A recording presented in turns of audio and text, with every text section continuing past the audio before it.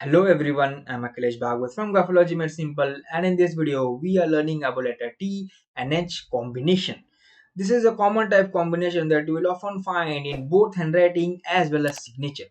So do pay attention. Now you may be thinking, what does letter T and what does letter H means? Letter T is all about your self-esteem and how much ego you have, or your own knowledge, how much knowledge you have, how much you believe or value your own knowledge.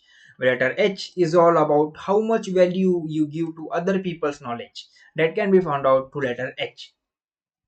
Here, since letter H or letter T is smaller than letter H, it helps us know that letter ego is less as compared to other people's knowledge. So whenever they are listening to other people, they give more value to what they are speaking. So even if they have a lot of knowledge about a particular domain, they are still going to listen to other people who may not have that much knowledge, yet are still trying to explain something to them, and that makes them humble person and down to earth people.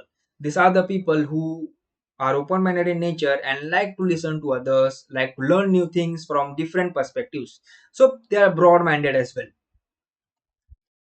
Second type is where the T is more bigger. T is more bigger means more ego, and H is smaller, so means less value to other people's knowledge. So these are the people who don't just listen to other people whenever they are trying to explain something for them. They believe they are king, they are superior to other people, and they have more knowledge than others. And that is the reason they are not that much humble, and they have little bit pride and overconfidence, as well as they believe they are more superior than others. Don't write like this. And third type is where both are equal. Many writers or many graphologists have asked me what happens when both are equal. Well, these are the writers who give equal knowledge to both their own as well as other people. So other people's knowledge get more equal value, and they also believe that they also know equally as other people is talking about. So we can say that they are balanced in nature. They are not humble nor they are very prideful. They stand in middle. That's what this same TNH means.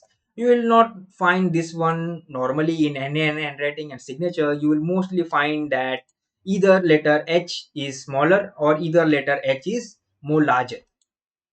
These two combinations are most common that are found in letter T and H.